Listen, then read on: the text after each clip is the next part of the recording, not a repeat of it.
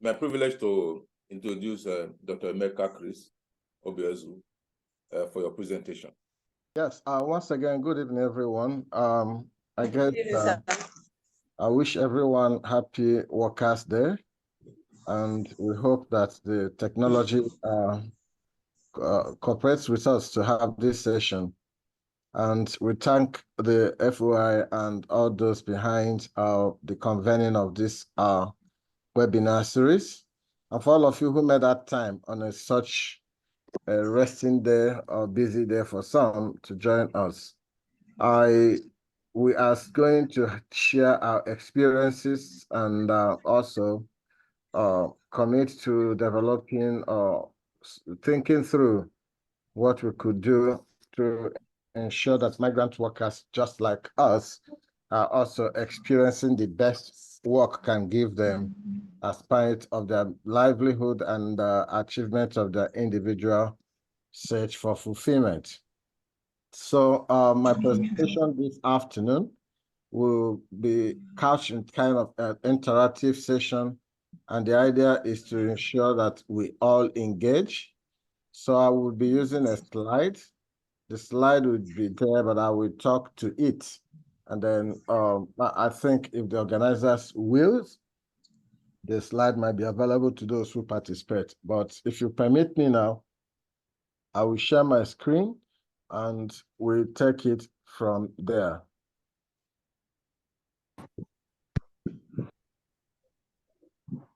Okay, sir, that will be fine. Okay, I will do that right away. All right.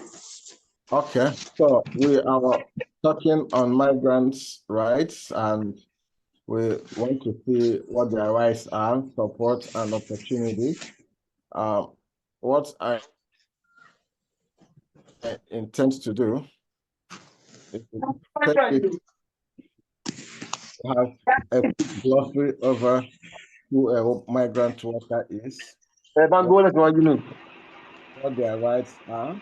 Please, sir. Please, sorry. Excuse me, sir. Yes, Excuse me, please. sir. Can the participant please mute their mic so we can hear only the host? You can unmute your mic when you have something important to say, but please mute your mic. You are interrupting the section. You can go on, sir. Okay, so we want to see who a migrant worker is, what rights they have, any legal framework and instrument for protecting it, and how and what the role the non-state actors do in protecting migrants' rights. Since today is Migrant Workers' Day, we want to be taking experience from what trade unions are doing already in protecting migrants' rights. And then we'll look out for opportunities of workers' rights advocacy. So looking at who a migrant worker is, again, we describe a migrant worker as somebody who crosses a border in search of work or because of work, or in other words, somebody who is working, who has worked, who would work. The primary purpose of that migration is seeking for jobs. This is a very fluid definition used by United Nations Convention on Migrant Workers' Rights and that of their family of 1990. There might be no conventional definition so far, but this is what is adopted as working definition in terms of understanding who a migrant worker is. We know some terminologies people use, expatriate, foreign worker, and others. In the discussion within the international space, we don't have any distinction. Every migrant worker is a migrant worker, whether you are no matter your color or race. Expatriate might just be a nuance people use, but it doesn't make you less migrant. So we look at the position of migrant worker in the population of international migrants. Currently, we are still using 281 million as the statistics of international migrants. And out of this, 245 are above 15 years, and 164 million of these are migrant workers. So migrant workers occupy a very huge position in terms of figure and number in international migration. So again, what are the contributions migrant workers bring to development? We say that they have huge impact on development, both to countries of origin and country of host. In terms of country of origin, through remittances in money terms, they bring money support to their families and communities. They also facilitate knowledge and new opportunities and investments. In 2023, according to the World Bank records, the developing countries have received 669 billion US dollars in remittances. That is low. Things are fast at the migrant, the growing economies. And then within the sub-Saharan Africa has 54 billion, and Nigeria, who recorded the highest amount, is 21 billion, 38% of that. I think the next countries following are Ghana and Kenya. On the side of internet of the host community, we also see that migrant workers compose 5% of the entire world population of labor force. And in host communities, they hope to grow the economy of the country. We know that 85% of what migrants earn in money is spent in the host country. And they also, in that way, hope to grow the economy, as well as the public finance and what they spend. In growing the economy, they also contribute to labor markets, considering the number of workers, we just say 5% of the entire world labor force. This is in terms of the contributions of migrant workers to development. We look at what is the situation of migrant workers. In this case, we want to understand understanding migrant workers' rights. Our question here is, what are the issues migrant workers face from the right perspective? We say that their issues can come under fair wages, safe working condition, freedom. This is the right. In terms of right, this is the right they deserve to have. Fair wages, safe working conditions, freedom from discrimination, and right to join trade unions. These rights belong to migrant workers. And we want to say right away that there is no specific right that is called migrant workers' rights. Migrant workers have only human rights. So what we are asking is that migrants should be allowed to exercise and enjoy their human rights. So some of those rights listed here are rights that are due to labor rights. So as every other person works with labor, that person is expected to have fair wage, safe working condition, freedom from discrimination, right to join trade union. So migrants are expected to have this. But we see that in some instances, there are abuses of this right.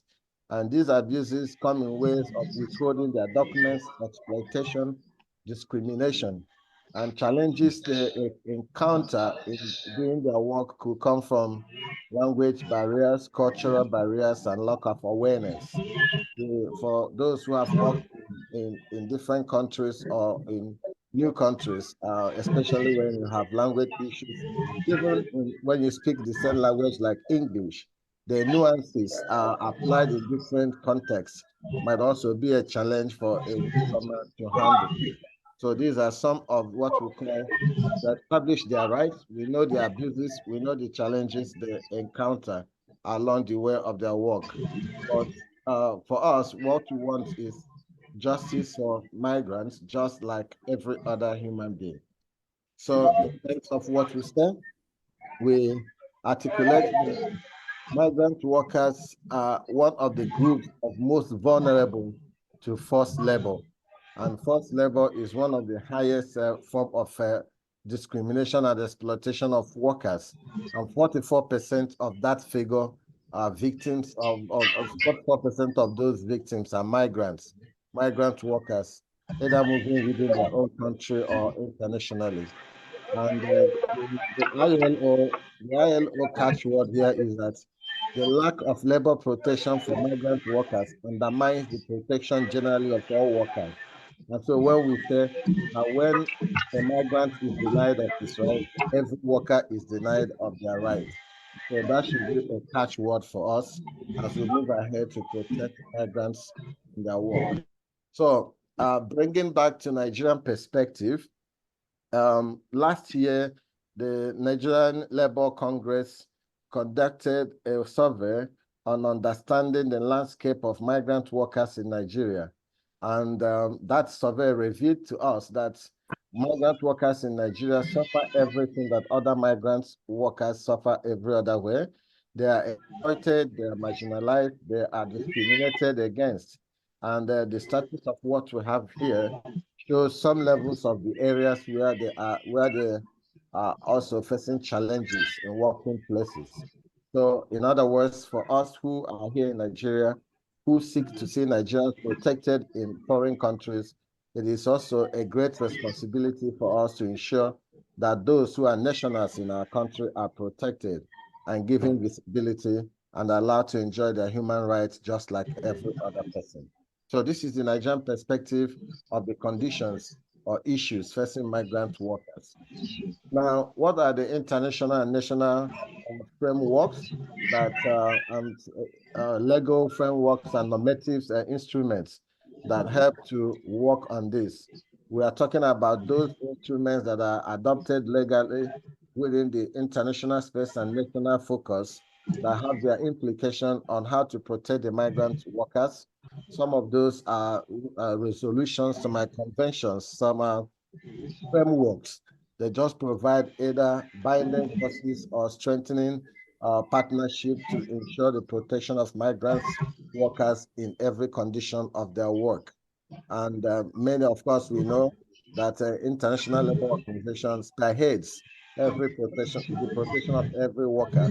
And also they are at the helm of affairs of protecting the migrant workers. And they work in collaboration with state and non-state actors within their tripartite states of employer, government, and the workers to ensure that migrant workers are protected. So let's try to see some of these instruments. Looking from the ILO perspective, we see that the first of the instrument is 1930 Forced Labor Convention, and then which talks about and defines inspections of what forced labor means, and then requires ratifying nations to suppress all forms of forced labor and compulsory labor and punish all defaulters. The 1949 Migration for Employment Convention requires ratifying states to facilitate international migration for employment by establishing and maintaining free assistance and information services for migrant workers. We have the 1999 worst form of child labor, which prohibits and then work for the prohibition and the elimination of the worst forms of child labor, and then it lists what is classified as the worst form of child labor. Of course, the latest or the list, the last one here within the ILO is the 2011 Domestic Workers Convention. This focuses on decent work, especially for domestic workers. Article 8 and 15 of that focus on the recruitment side of domestic work with notable provision on the role of private recruitment agencies on fees and non-repatriation. And that takes us to Convention 818, which regulates what we refer to as a regulation of the activities of private employment agencies that facilitates recruitment of workers. So I was speaking on the International Labour Organization's legal framework and instruments that will help to facilitate the protection of migrant workers. And few of them are collected here, and a number of them are also out there, just for us to know that there are things done internationally and locally for the protection of migrant workers. Now we look at, here are the list of other ILO instruments that ensure and facilitate the protection of migrant workers. From the United Nations perspective, we also have three basic instruments we use for protecting migrant workers. And the first is the one I cited for the definition of migrant worker. That is the migrant workers and members of their families' protection. The 1990, which came into force in 2002, when the required number of persons had ratified the document. The document, unfortunately, has not received an acclaimed ratification, and most of those that have not ratified are from Europe, North America, or the Asia Pacific. And the reason is obvious, because they are the most destination countries. And the issue is that they are seeing that convention as impeding much on their national coordination of migrants and workspace in their place. Almost all the member states of the UN from the sending countries have ratified this. But as I said, if we look at Nigerian perspective of the report we showed earlier, that even migrant workers in Nigeria also experience the same types of discrimination and exploitation. So ratifying that 1990 convention also behold Nigeria to ensure that migrants are treated equally and respectfully as every citizen would. So the other one is the 2015 2030 Agenda and the Sustainable Development Goals, which provides for migrants and labor rights with specific goals and targets. We look at Goal 8, 10, and 16. These mention specifically migrant workers and disaggregated against gender, youth, as well as those in vulnerable situations. The last one, which is the framework for international cooperation, is the Global Compact for Safe, Orderly, and Regular Migration, building on the SDG with the commitment to ensure migration is safe, regular, and orderly. Also, provide for specific labor objectives, labor migration objective that will be in Objectives 2, 6, 18, and 22. Each of these speak to the need why every migrant should be protected, especially those who are workers. So looking at, coming back home and looking at Nigeria, we said that from Nigerian perspective, Nigeria has ratified and signed, sometimes domesticated most of the international frameworks on labor migration. Last year, 2 years ago and last year, we have the Nigerian government ratified 2 important conventions that help us to facilitate the work of protecting migrants' rights. That is the Convention 190, which aims to eliminate gender-based violence and harassment at workplace, which recommendation 206 of that convention clearly define decent work at every workspace to include respect, dignity of all persons at workspaces. And it is also important to mention here that of all categories of discrimination that migrant workers face, the highest percentage of discrimination work happens in domestic work. And this is where it is important as we go to the next slide. The 1997 convention which provides for the regulation of employment agencies. This helps to ensure that fair recruitment is the practice for all recruitment with labor facility, with labor at its base. Nigeria has also ratified that. It gives us the impetus to check the migrants, the corridor of recruitment to ensure that those who are recruited by Nigerian Recruitment Agency are respected in dignity and fair labor. Now, excuse me, I was just saying that we have looked at the international legal frameworks that Nigeria has ratified and given applause to that. We are also saying that Nigeria has not ratified the Domestic Workers Convention of 2011. And I highlighted that this is very important because the highest percentage of migrant workers abuse happens within domestic workers. If you take the internal migration in Nigeria, we find that those who work in domestic services in Nigeria, that those you call house help, which they are not house help, they are workers. There are those who are exploited, their wages are not paid well, The treatment by their employers have been tagged very unfair, and sometimes they don't have opportunities and the systems for them to seek justice.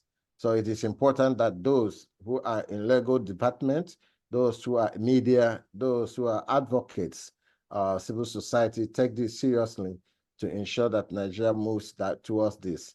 I mean, we know there are some aspects of the convention that Nigeria government has adopted in this Nigerian Labor Act, as well as in the Nigerian policy on labor migration. Nevertheless, we think it is important that the convention is ratified so that we have an instrument for advocacy on behalf of migrant workers. So the other one we look at now is what we consider the key instruments for labor migration governance in Nigeria.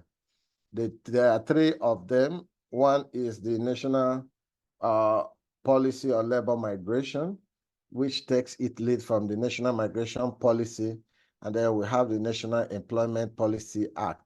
These are what we call the fundamental policy instruments that Nigeria uses, that any of us also who work for protection of migrant workers should always look towards, especially when we want to put advocacy for policy change or implementation. Then we can have a list of other legal instruments and normative frameworks that Nigeria uses in managing labor migration. I would also want to highlight the Trafficking in Persons Prohibition Law Enforcement and Administration Act codified in NAPTIP. This helps us to check trafficking, forced labor, child labor, as the case may be. So having said that, we are now on the side of what to do and what is being done. I think for all of us, especially those who are not policy makers or those who are not the enforcement of policies, ours is for advocacy. And our advocacy is for fair treatment and social justice. As I said, migrants' rights are human rights. There is no special migrants' rights. All rights are accrued to migrants because they are human beings. What we are simply saying is that they cannot be denied any right on the account of their migratory status. And so for us to do that, we employ advocacy. And these are what advocacy will help us to do. Plays a crucial role in promoting and protecting the rights of migrant workers. Advocates, we raise awareness challenges, and we challenge discrimination and hold parties accountable. The advocates themselves could include trade union, media, the civil society, the lawyers, everybody who is part of this. And then what advocacy does, it empowers and engages, and we should also allow our advocacy to empower and engage migrants themselves to assert their rights through coalitions and policymaker engagement. This is what I also would give credit to the Nigerian Trade Union and some other agencies that work on migration issue in Nigeria. We have awoken to the reality of making sure that everything about migrants concerns them must cannot be discussed without them. There's an African paradigm of a logistical social engagement that says nothing about us without us. So in different occasions, which I have facilitated NLC engagement, we have ensured that migrants themselves self-organize and participate in that. This is a way of empowering and engaging them to assert their own rights and also state their case as the best narrators of their own story. As I said, I was going to use some examples that trade unions across the country, across the world, have used to protect migrants' rights. We see trade union making initiating what we call interregional relationship. Nigerian Trade Union has gone afar to identify key countries where Nigerian workers go to. In recent time, we are seeing migration going towards the Gulf cooperating states, countries, the GCC in the Middle East. Nigerian Trade Union has established a MOU, Memorandum of Understanding, with their sister trade unions in those areas like Qatar, Bahrain. And what this helps is that it helps them It helps both parties to check the traffic on the corridor of a recruitment and job. And so it is very important that we employ such approach. We have also seen capacity building done by trade union for migrant workers themselves. They provide opportunity for them to engage in self-organizing and also belonging to unions. And this is one of the out findings we heard during that work that NLC did in understanding the landscape of migrant workers in Nigeria.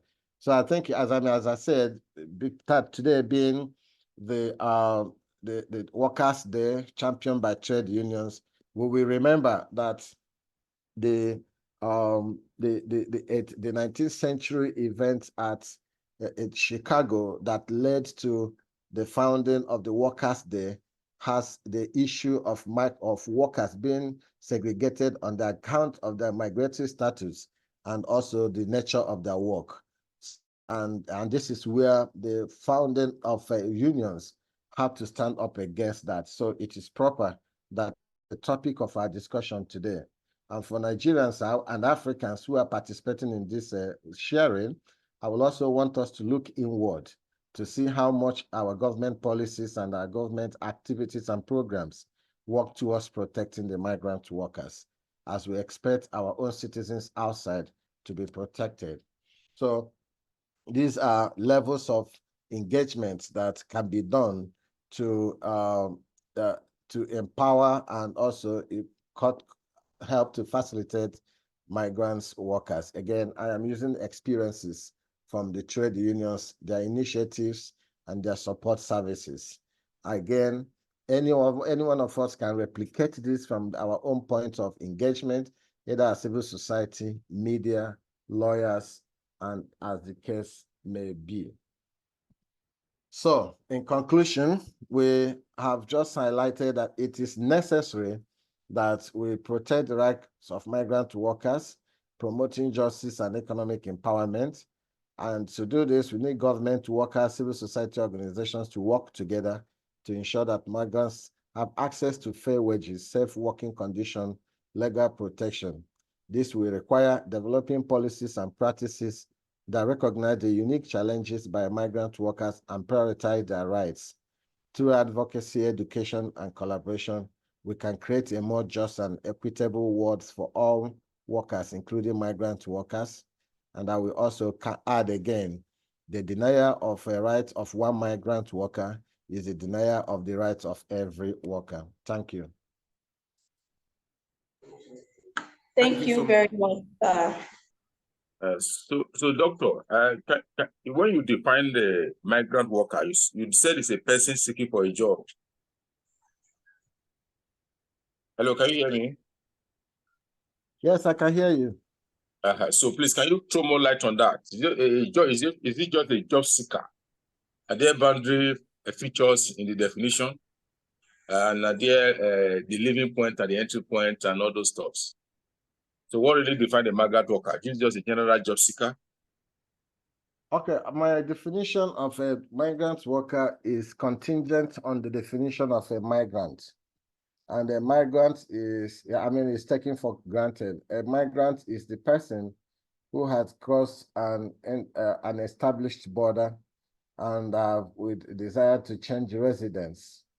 And they do this for a various reason. These are what we call a migrant. Specific number of time may be relative based on country. And so we say that if the reason for that movement that crosses a border, established border, and changes residence is on the account of job, then that person is considered a migrant worker. And I was using the Article 1 and 2 of the 1990 United Nations Convention on the Rights of Migrant Worker and Members of their Family to define who a migrant worker is.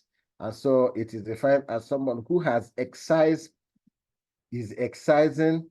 wants to excise any work that is going to attract payment. That person is described as a migrant worker. And you find this definition very necessary, because those who undertake what we call secular or seasonal migration, like the one that comes to mind now, the summer, those who go for summer lectures, and you could consider they will just be there for 1 month, but because their work is expected, I mean, their movement is expected to engage in a work that they are going to be paid, they are also qualified as a migrant worker.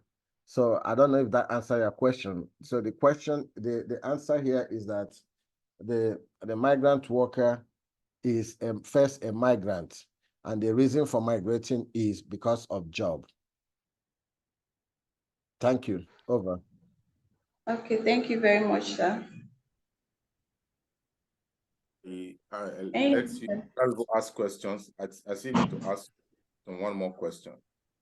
Okay. What support is available for migrant families, particularly those separated due to migration, considering the closure for family travel in UK? As I said again, the conditions, first and foremost, each country has its own regulations on what is available to everyone. But for experiences of those who have legitimate entry into a state, your residence permit grants you every necessary opportunity that even the citizens of that state enjoys. As I said from the onset, there is no specific thing that is called migrant right. You don't get anything special because you're a migrant. The only thing we ask for is that, the only thing that is accruing to those who follow the law is that they ensure that as soon as you have responded and respected all the rules of the land, that everything accruing to every member person is out there. But in terms of services or facilities to help migrants, various institutions, sometimes states themselves, have set up institutions where migrants, that's what we call one-stop center for newcomers. In such places, using Canada for an example, if you go to their newcomer center, they provide those services at no cost that help you to integrate into the system, provide you free lawyers in case you have a case issue to follow up, and then put you on the track of regular regulation of your own status, if for any reason that's in cases of status. Then apart from the government, individuals, unions are also establishing various processes and facilities to provide assistance to migrant workers. One of the things, for instance, in the UK, we see the fluidity of their plan. They have created at a point opportunity for those who are migrating to come in with their dependents, but for some reasons, again, some categorization might be left out in that particular privilege. So there is no one size fits all. It is basically government policies.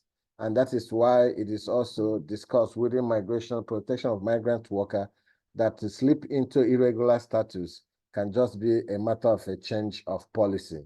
So you might be regular at this point, but when policy changes, you might fall into irregular status. Many a times we see that in terms of visa attached to works. When such is lifted, then you can be. But if for any reason the government sticks back, like in the case of Middle East, where the kafala system makes it difficult for you to move from one job to another, you are also tied down to that point. Thank you. Over. Thank you very much, sir. Hello, sir. Can you hear me?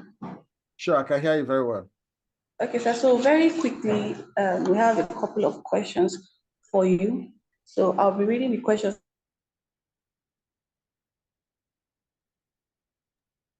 Hello, sir. You Yes, muted my I mic. can hear you. Okay, sir. I said we have a couple of questions for you. So very quickly, I'll be asking you the questions one after the other. And then after that, we'll open the floor for participants to ask you questions. Okay. Okay, sir. So you talked about some countries that have not ratified the 1990 convention. We talked about Nigeria and the domestic workers convention that has not been ratified. What is the fate of migrants living in countries that have not ratified rather, the conventions protecting migrant workers?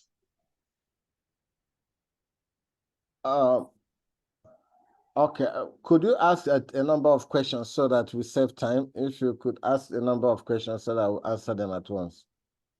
Okay, no problem, sir. That's what you prefer. So, secondly, what redress can migrant workers seek in circumstances where their rights are violated? And then, what benefits do the host country and country of origin tend to enjoy from migration? Are there also negative effects of migration on migrant workers, the host communities, and the country of origin? Then what are the supportive mechanisms and services available to migrant workers? Okay. Also, Okay, let me pick this four. I think question 2 and 3 and 4, I would have said we answered that already. In terms of, in my presentation, the second or third slide is a contribution of migrant workers to development, and I classify that into origin and host country. And in case of origin country, we identified remittances as one of the major benefits that countries that enjoy from the migration of their citizens. We also talked about transfer of knowledge and new innovations and incentives as well as initiatives. These are what country of origin enjoyed. In the case of the country of destination or host country, we said first and foremost, they contribute to economic activities by promoting activities in the country in the various ways their presence in that country build their economy. The second is that they contribute to the labor force, knowing that 5% of the international labor force are international migrants. So that is the first major benefit, especially in the West, where the demography shows a declining in population of the workforce. We also know that they contribute to public finance in terms of the taxes and everything they pay there, knowing that 85% of the money they realize are spent in the country of destination. So the question is, are there negative things? Yeah, of course, there are some types of negative approach, and this comes when the migration is not managed well. Migration in itself does not connote any negativity, but it is in the management that negativity comes in. And so when migration of professionals from a country of origin is not managed well, in other words, when the outflow does not correspond with the number of work spaces or forces needed in the country of origin, then we can be talking about brain drain in that regard. And also we have but though this one we have to be very careful to say that some negative influence coming from misguided approaches or perspectives of migrants who return home in terms of diaspora might have some negativity in the case of the origin country. We often refer to the influence of diaspora spending, especially those who lavish their spendings on occasions when they come, have also necessitated the drive for some people to want to seek migration at all costs, many a time irregular migration. So that will be in terms of effects, positive and negative. And in the country of destination also, we see that if migrants, especially when they are on irregular status and they are not managed well, they can also push more pressure on the management of a local community. When you don't have data, especially on undocumented persons, planning for cities becomes a challenge in itself. But the most impact comes to the migrants themselves when migration is not managed well, whether in destination country or country of origin. If we look at country of origin, when it is not managed well, they become cash cows, and that is why they are valued for what they contribute in terms of money and not for their persons at home. So, like for instance, in Nigeria, we are still talking about voting rights for migrant, for diaspora, but we are quick to take that 20 billion US dollar every year. So that is not good. That is a negative part of view in exercising their political rights in their home country. But in country of destination, migrants go through exploitation, go xenophobia, every kind of thing that makes them less human. These are some of the things we talked about. What support system do they have? The support system they have, again, for those who are able to seek justice through the justice system, their cases can be handled. But many cases, especially those who are on irregular status, it is difficult for them to access this process because of the nature of their migratory status. They don't want to be seen, and therefore those who exploit them will double the effect. But there are individual organizations, agencies who have set themselves out to provide those services while shielding the identity of migrants.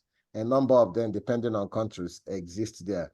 And that is what civil society agencies like lawyers pro bono lawyers, as well as good media, push the case in that regard. So that answered the question of redress and the support system. Their first question in terms of migrants, I think I answered that also. Does it? No, that's the fate of migrants living in countries that Okay, the have fate not. of migrants living in countries that have not ratified their statutes.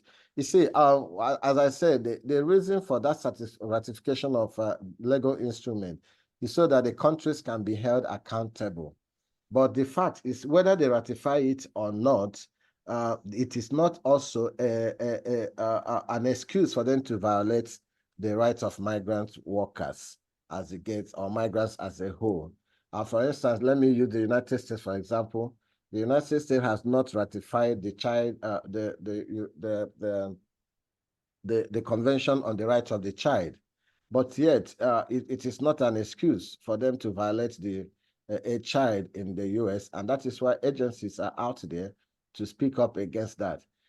We can say that it makes them more vulnerable because there is no legal instrument to support the advocates to do much constructive and strategic advocacy. But in all, we say it doesn't permit countries to, it doesn't legitimize the act of not protecting migrant workers, but it still leaves them vulnerable as the case may be. Thank you. Thank you very much, sir. Over. Please, sir, can you throw more light on the challenges faced by migrant workers in accessing legal aid or legal representation?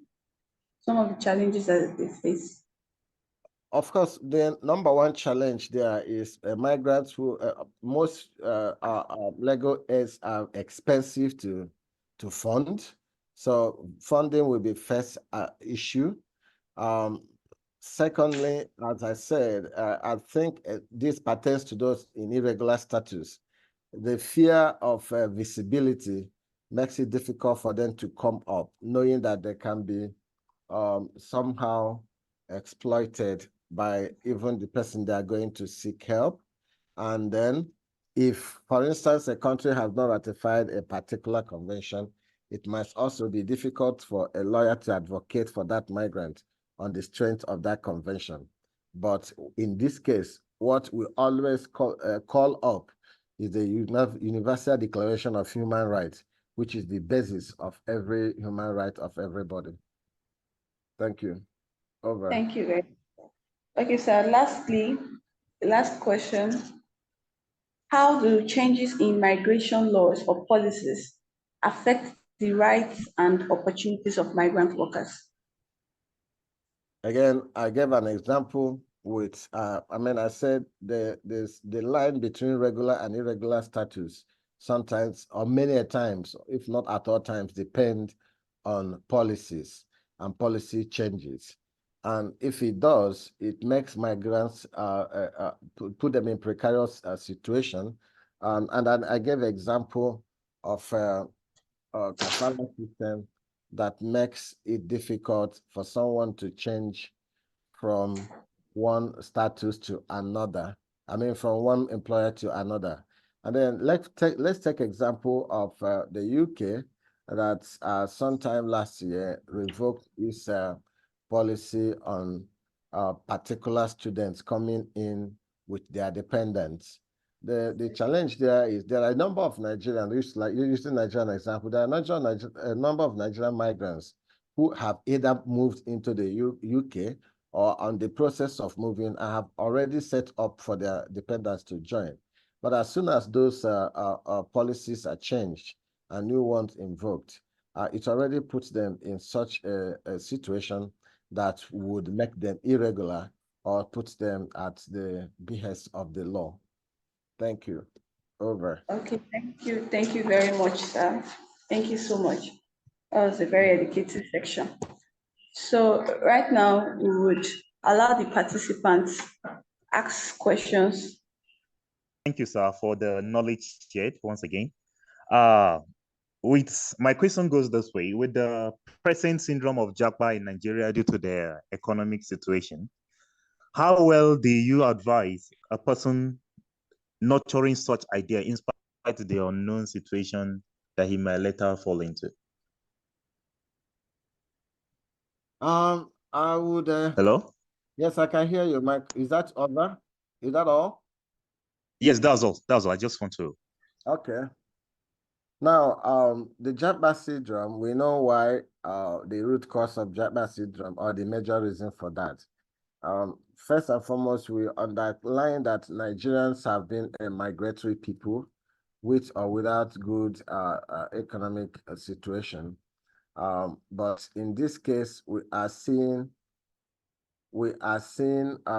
more increase, and not just increase, some fees around it, and this is on the account that people feel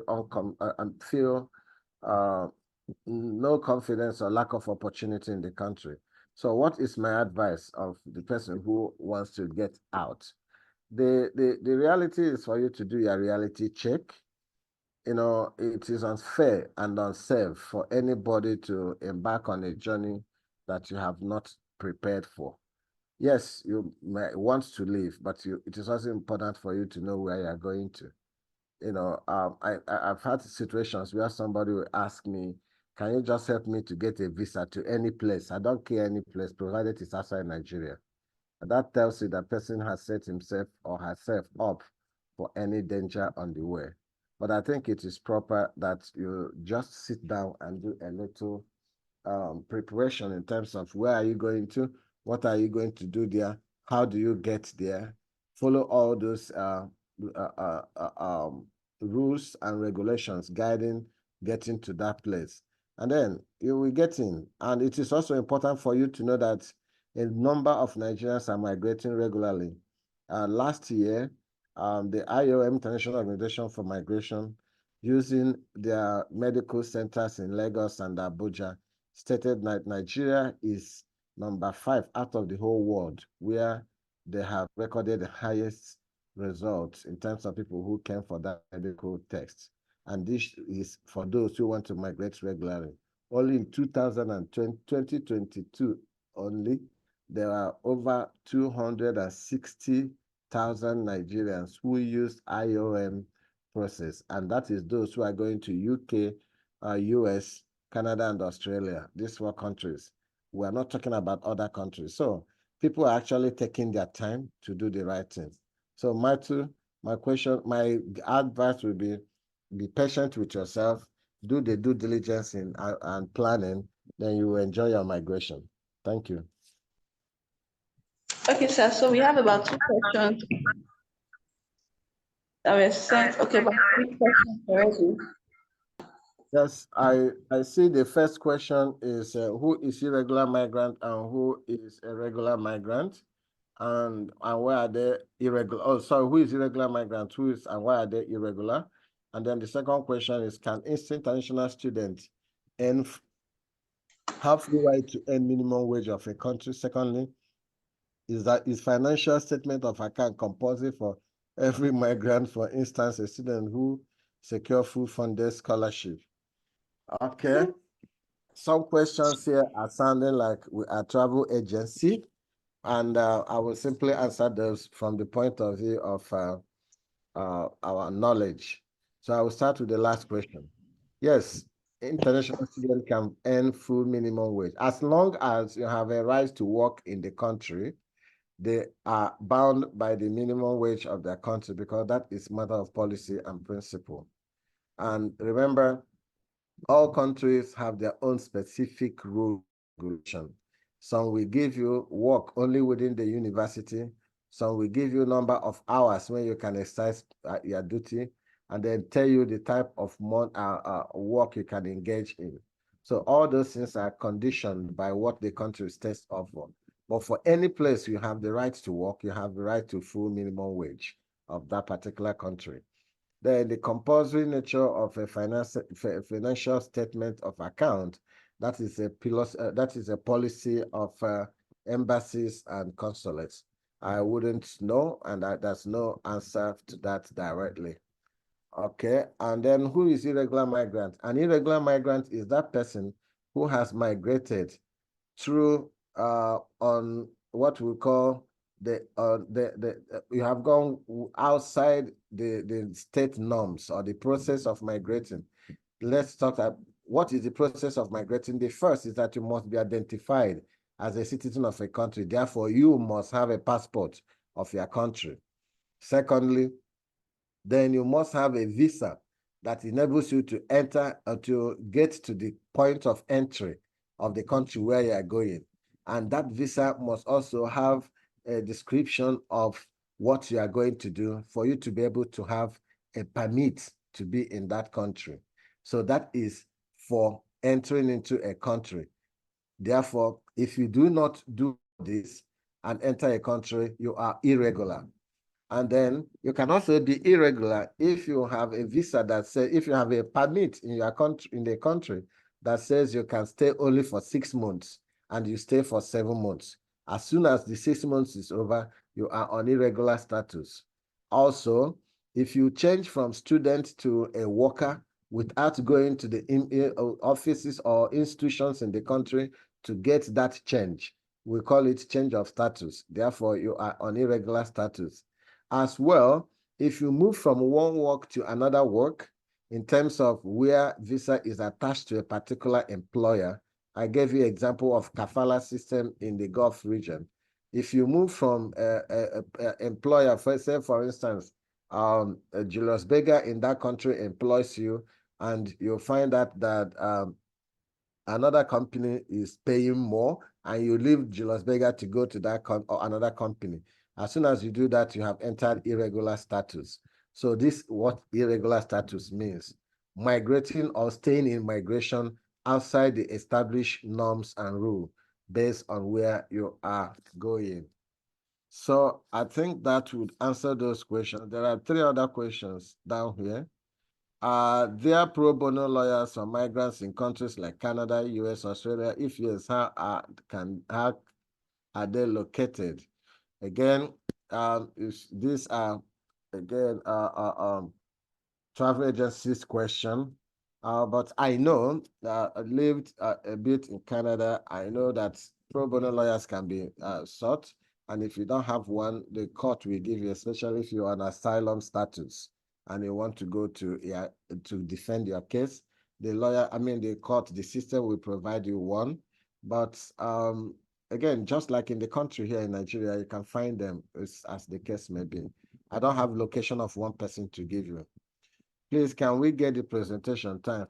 That one will be determined by the convener of this. Okay. I guess that answered all the questions on the chat box. Okay. Thank you very much. So Mr. Blessed has been. Mr. Blessed, you can ask your question now. Very much for the very detailed lecture, and happy Workers' Day to everybody on a quick one. Now, there is something I want you to throw light on. While we are discussing migrants workers' rights, there is also another issue of indigenous workers working for immigrant expatriates. Now, if you look at majority of the foreign companies operating in Africa, in Nigeria, and in other parts of the third world countries, most of these companies operate under the workers in this company. By workers, we mean the ferry workers. The condition under which they work is very pitiable. You see, in fact, it is an eyesore most of the time. Are there specific laws that protect indigenous workers working for expatriate migrant? Because they are also migrants, or whatever name we want to call them. They are expatriate that found companies in the third world, in Africa, where they are, I don't want to use the word exploiting the country. That is not even my concern. My condition is oftentimes the conditions these workers are working is so pitiable. And the interesting part I want to quickly highlight is the fact that because of the agreement these people have signed with the government and the kickback they pay to the government, there seems to be a throw away your face from what these workers are suffering in the hands of these expatriates and these migrants that are setting up this company, particularly China companies working across Nigeria. You need to see the conditions workers are working. First, what will you have to say about that generally? Secondly, are there specific laws that protect these indigenous workers? Thirdly, where these laws, if there are, and these laws are overlooked because of the agreement the government have entered into with these people and the kickback they pay to government officials, what can we do as civil society organization in protecting the right of these people who seems to be shielded by the government and the military? Thank you. Okay, thank you, Blessed. I think all your questions, one, I could use one answer for them. And that one answer is that Nigerian Labor Act, Nigerian Policy on Labor, I showed you the various legal instruments and frameworks that Nigeria uses to govern labor in the country. All of these provide for the protection of a worker, whether the worker is working under a foreigner or is working under a national.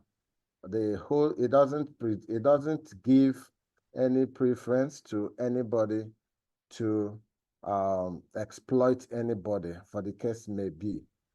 So it is an aberration of the system for somebody to exploit another person, and it doesn't give you any extra coverage because you are because you're a foreigner.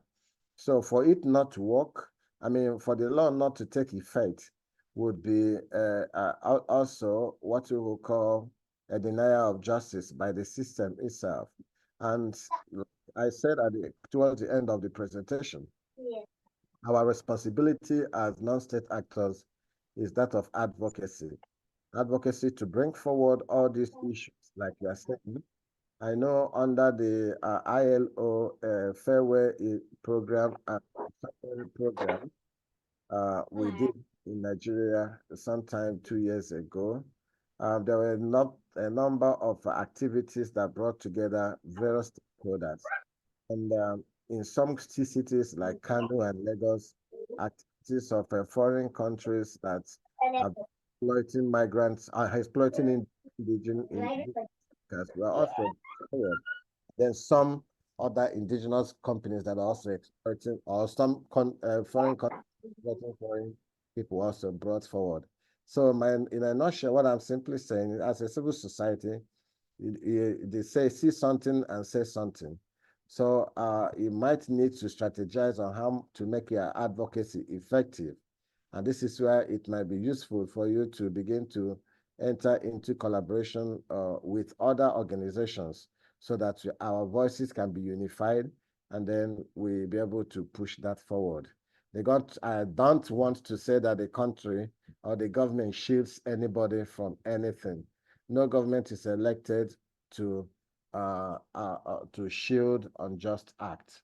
So that would be what I would say about that. Somebody said, I did not hear anything about Nigeria Commission. I think the commission can assist Nigerian migrants, and how can you access to the commission? Of course, if you're Nigerian, in terms of accesses, for instance, okay, if you are a Nigerian in a country of destination and you think your rights are abused, you can also go to the Nigerian consulate in that country, and the Nigerian consulate in that country will be able to take your case up. Remember, as I said, many times those who have their rights abused are those on irregular status. They are undocumented and they do not want to come out. Even if you come to them, they will want to remain clandestine so that they protect themselves. But as it is, all the embassies, not just for Nigeria, other countries, that is why your embassy and consulates are there for you to report cases and text up. Some of those cases, if they come up to the diaspora, the Nigerian Diaspora Commission, they can also facilitate in collaboration with the Ministry of Foreign Affairs and the consulates or the embassy of a particular location to take up that case. How can you access them?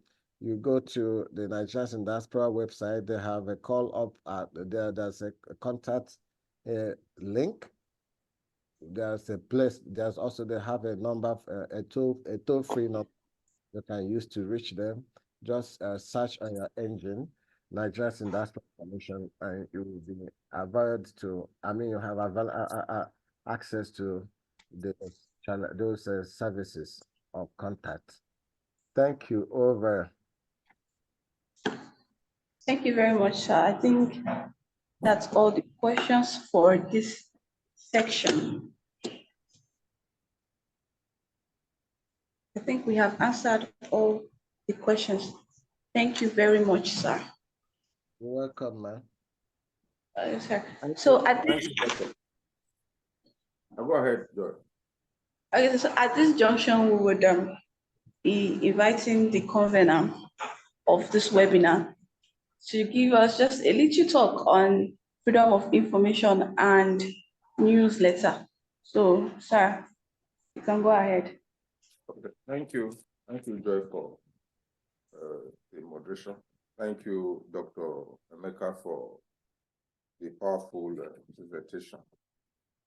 Just a few conversation around what we do.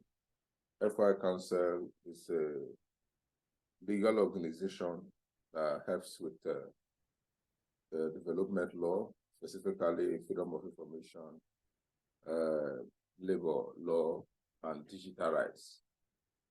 We have assisted over 1,000 persons in access to information requests, and we have assisted over 60 persons for judicial review and courtroom intervention.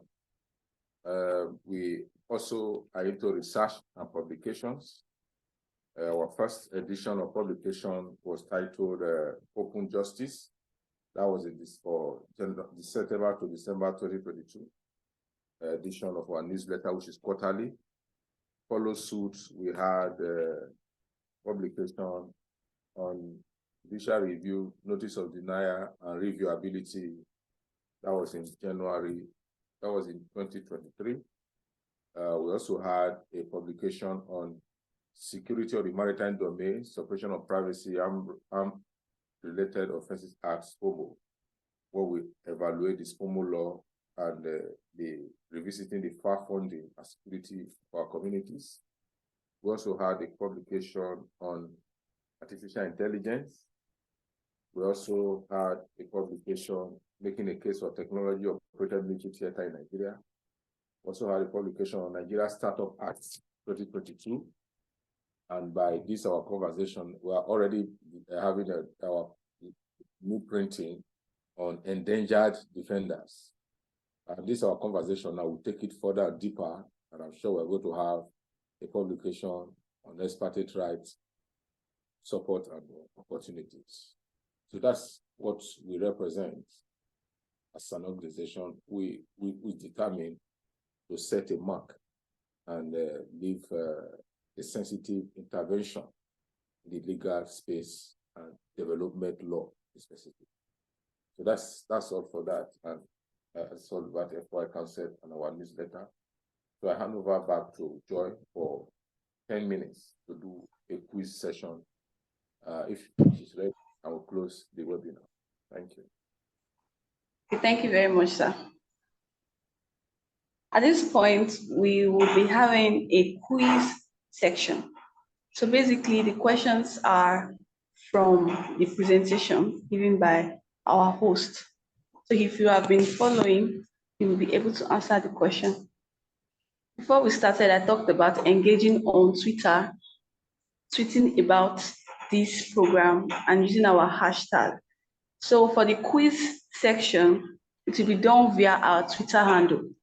Our Twitter handle is foicounsel.ng.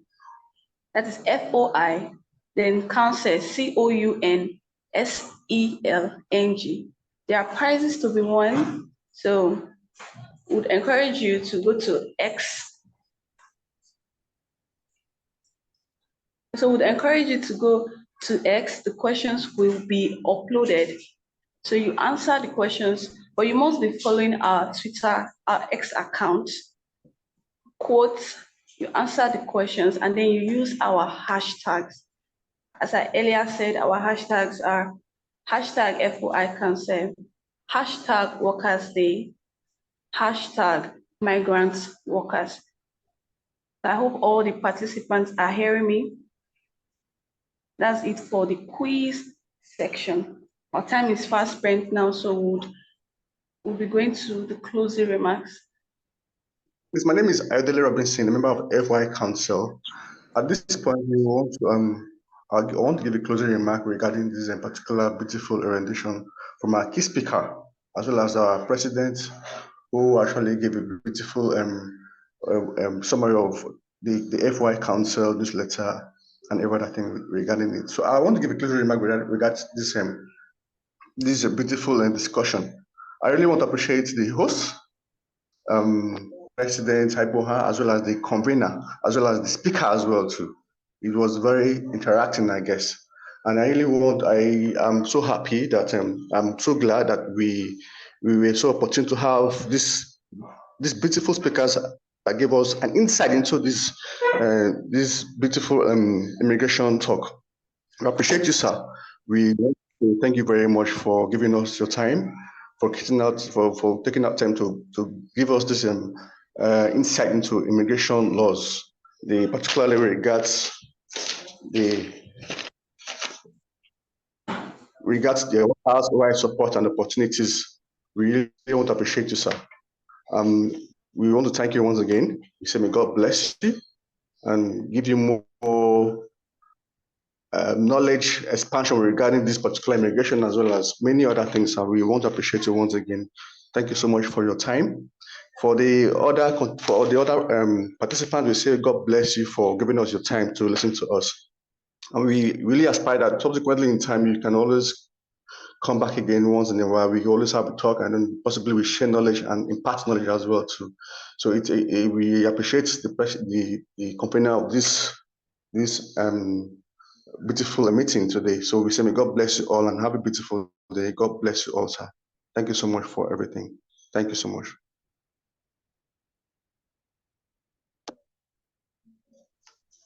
Okay, thank you all for having time for this engagement. We hope we have more time to spend together subsequently on this subject. I'm sure we're going to do a publication on it, which will be shared across board. For those who are interested in this presentation, you can just send me a mail, like I've shared my email already, and you get a copy. Thank you. Bye.